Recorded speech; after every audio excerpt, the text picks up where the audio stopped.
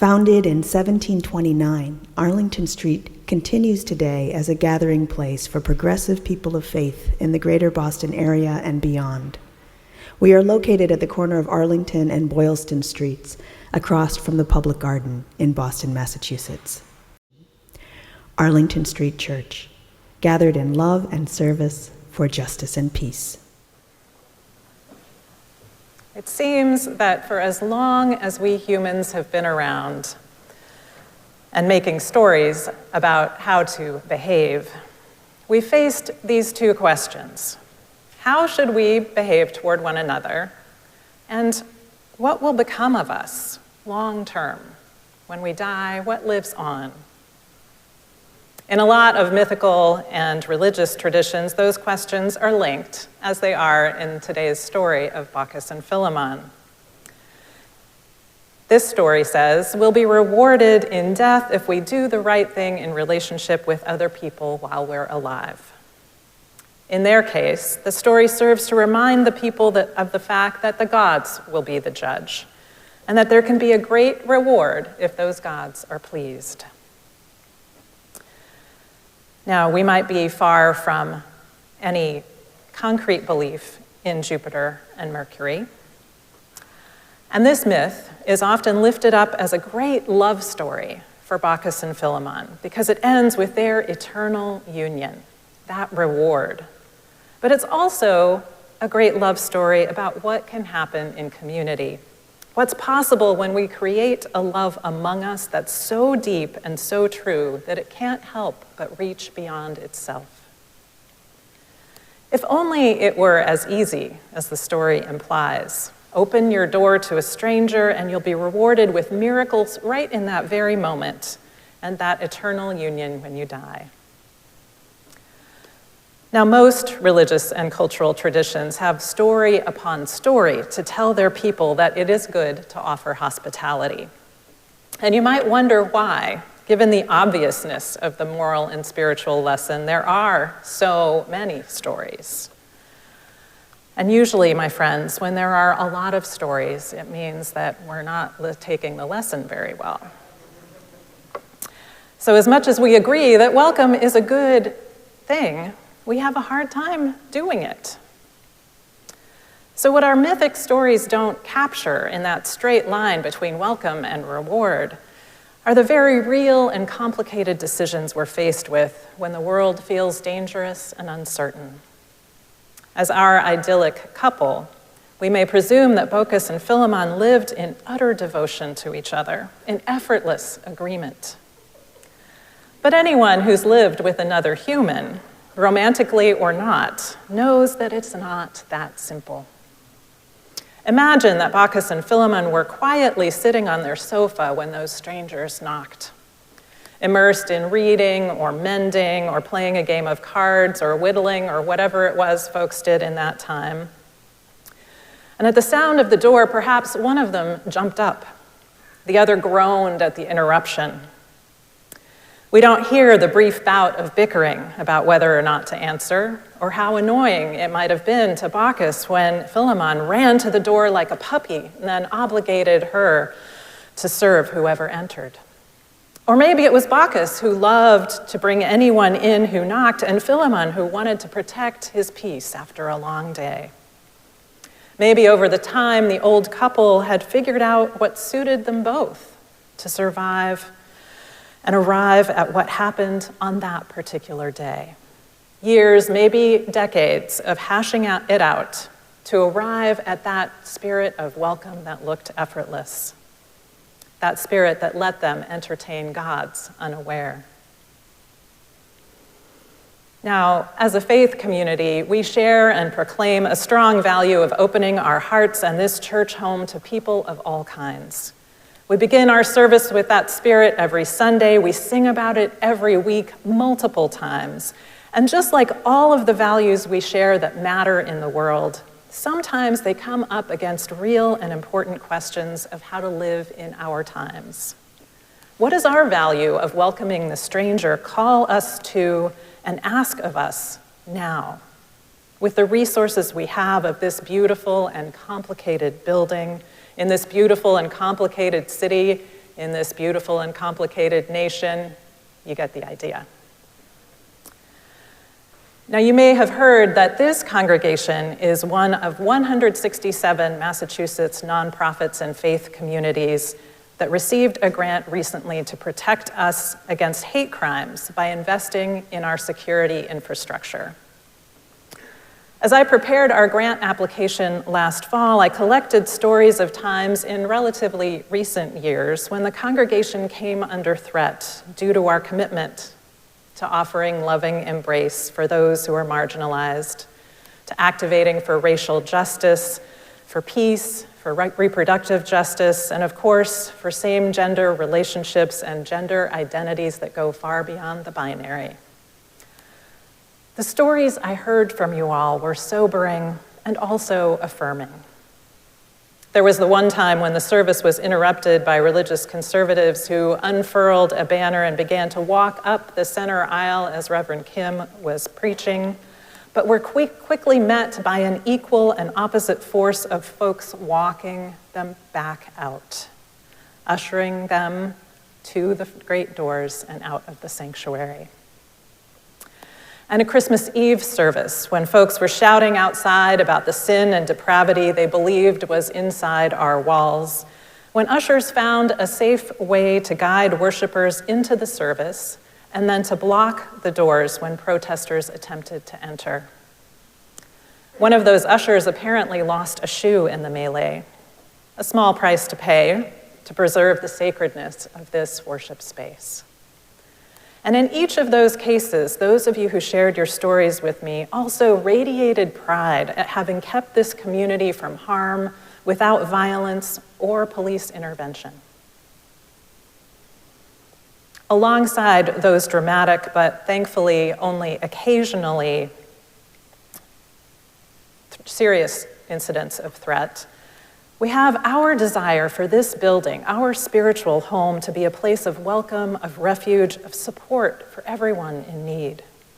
For the hungry guests who come to the Friday night supper program every week, for those who visit Rice Sticks and Tea, the Asian food pantry, on a Saturday, for those who come to any of the number of 12-step and other recovery programs, as well as those who come to concerts and worship in our parish hall and our sanctuary. It's a tough balance. How do we keep these walls sacred home and open them to those in need? Immediately upon the surge of ICE activity last year, we got education and support for securing safe spaces inside the building and understanding how to operate in relationship with a government that was encroaching on our right to assemble, to worship, to live our values by embracing all, regardless of immigration or citizenship status. And day to day, week to week, we continue, as the world feels more and more dangerous, to ask ourselves, how do we protect this sanctuary? And how do we reach both inward and outward to live our values most deeply? What do we need to do as stewards, not just of our values, but of this physical space, to make it welcoming and keep us from harm? So the simpleness of Baucus and Philemon's story helps us remember, calls us to a part of ourselves that's a little less fearful and a little more brave, the part that sees that there might be a reward for that hospitality that's even bigger than our fears of what might be on the other side of the door. Now, Baucus and Philemon were not dealing with the ethics of navigating Landmark Commission regulations as they wanted to build a new ramp for accessibility. They also weren't dealing with the ethics of capturing biomarkers with digital entry systems. But as we do that, we're profoundly aware of the fact that the path to opening the doors is full of tons of small decisions that don't have simple answers. In this way, we're no different than our ancestors who built this building. The 999 oak and spruce pilings that hold up this sanctuary are, like that oak and that linden tree, silent witness to the power of ingenuity and the hope of a new horizon built on the cusp of the Civil War when the fate of the nation was at stake.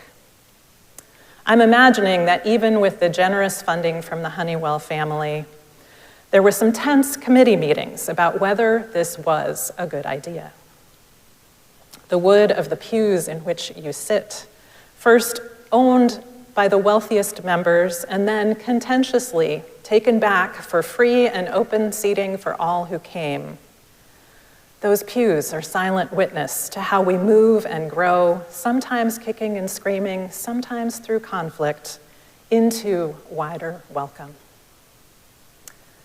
So here in this sanctuary, we place our worries, our joys, our grief, and our laughter into a vessel that stands for those experiences of people long before us and long after us who we will never meet, who may have believed and definitely worshiped differently than we do, but who humbly bring and brought or will bring their greatest hopes and their deepest fears here, to lay them all on the altar of community for care and guidance. And as our ancestors preserved and cared for this space, they made space for us, strangers they would never meet, who look very different than they did, who have come to believe differently and probably behave very differently. And beyond these walls, we have the trees of the public garden, silent witnesses to the vision of sacred open space for all and the cultivation of new life year in and year out. All of these silent witnesses remind us that we're entwined with the past and reaching with our new life, with our new possibilities toward a future that we can shape.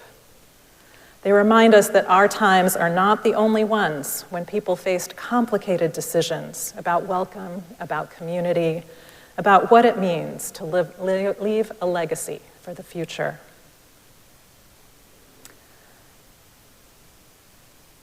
So deciding to open our doors, how to keep our space sacred, is not a decision we make one day and then never again revisit. Welcome is built day by day, week by week, by the people who gather in it to practice their faith, to remind one another of their best selves, to commit to doing the work of honoring the sacred in all. If all of us people went away, this house of worship would lose not only its meaning, but its beauty. Its beauty as a place where truth is explored, celebrated, and discovered. And each Sunday when we gather in worship, we create that beauty anew as we see it in one another in this space and in the silent witness of all of those trees, underneath us, holding us, and beyond us, that speak the stories of the ages through these walls. Like the oak and the linden, each week we're invited to be part of eternity as we hand on to the future the learnings of the present. My friends, I pray that we continue the deep conversations that can help us understand welcome within and beyond our walls as we face this complex and dangerous world. My friends, let us feel the roots underneath our feet, deep below us, holding us, sustaining us, helping us to grow into the new life we are called to live.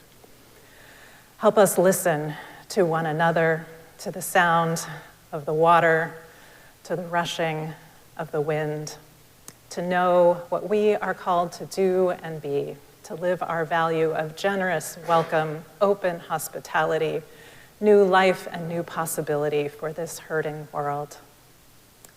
Let's join in our physical benediction now as I invite those of you in the Zoom room to put your hands on the sides of your squares and those of you in the sanctuary to feel the loving kindness gathered up in this place and radiate it outward to one another, to the people on your left and your right, behind and ahead of you, in widening circles around this globe. And then as you feel it coming from your neighbors, Draw it back to heart center and carry this spirit of loving kindness with you as you go into this week. Love is the spirit of this congregation. May that love hold us until we meet again. Let us keep this faith, beloveds, and pass it on. The service begins when the service ends. Amen.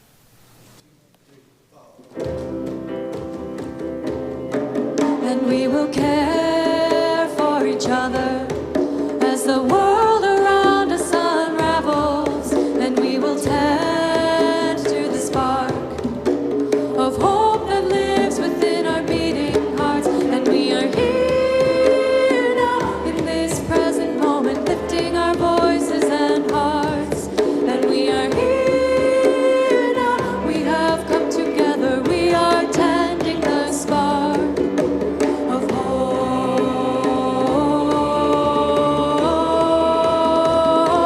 Oh, may it grow.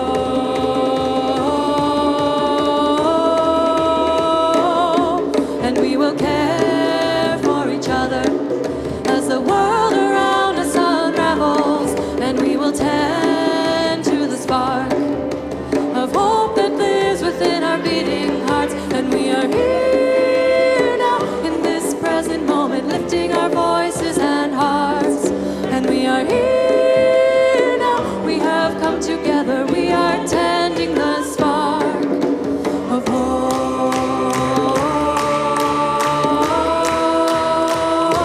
Oh, may it grow.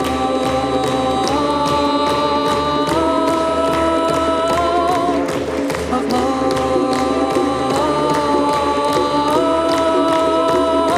Oh, may it grow.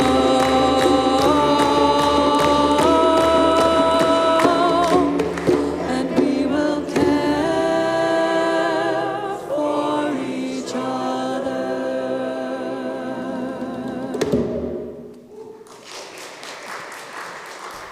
We are located at the corner of Arlington and Boylston Streets, across from the Public Garden in Boston, Massachusetts. Arlington Street Church, gathered in love and service for justice and peace.